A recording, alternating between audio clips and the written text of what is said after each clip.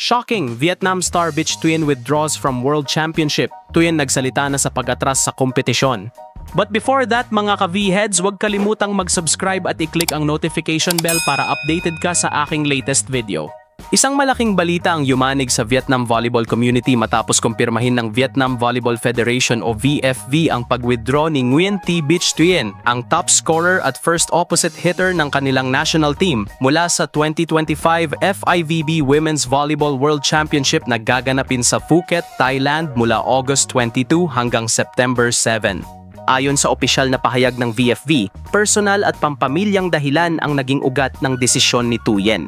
Gayunpaman, hindi maitago ng Vietnamese sports media ang espekulasyon na ang bagong gender test regulations ng FIVB ang isa sa mga sensitibong dahilan kung bakit nagpa siya ang 25 years old na bituin na hindi sumali sa torneo. Sa isang personal na pahayag, nagpasalamat si Thuyen sa lahat ng fans na sumuporta at nagbigay ng inspirasyon sa kanyang karera. Ang pagkapanalo sa CV League second round at ang makasaysayang tagumpay laban sa Thailand ay mananatiling pinakamagandang alaala ng aking career.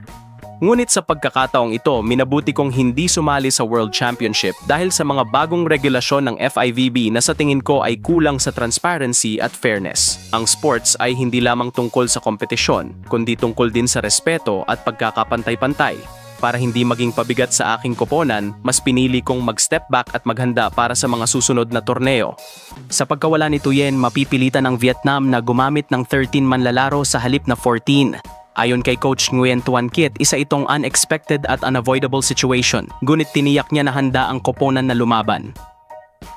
Kahit nawala ang isang main hitter tulad ni Bich Thuyen, nananatili ang aming cohesion at fighting spirit. Ang chemistry at unity ng team ang magiging sandigan namin sa World Championship at sa SEA Games 33, giit ng head coach. Sa Group G, makakatapat ng Vietnam, Poland, Germany at Kenya. Ang kanilang unang laban ay kontra Poland sa August 23. Kasabay ng mainit na usapan tungkol sa pagkawala ni Thuyen, muling lumutang ang kontrobersya sa Vietnam U21 women's team matapos ang kanilang pagbabalik mula sa 2025 FIVB Women's U21 World Championship. Nabalita na isa sa mga manlalaro, si Dang Thi Hong ay nasangkot sa issue ng gender test na nauwi sa parusang ipinataw ng FIVB.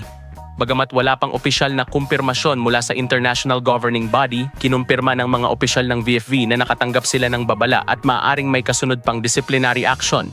Ang sabayang pagkawala ni Bich Thuyen sa senior team at ang pagkakabansag ng gender controversy sa U21 ay malaking issue at problema sa Vietnam volleyball program. Ngunit naniniwala ang VFV na sa kabila ng mga pagsubok, mananatiling matatag ang kanilang mga atleta. Muling babalik ang U21 players sa kanilang mga club upang maghanda para sa 2025 National Youth Club Volleyball Championship na gaganapin mula August 30 hanggang September 13 sa Vinh Phuc Sports Arena, Phu Tho Province. Habang ang senior team naman ay may napakalaking hamon sa World Championship, walang dudang magpapatuloy ang laban ng Vietnam Volleyball. Dala ang kanilang diwa ng pagkakaisa, resiliency at pag-asa na maipanalo ang kanilang bansa sa gitna ng kontrobersya.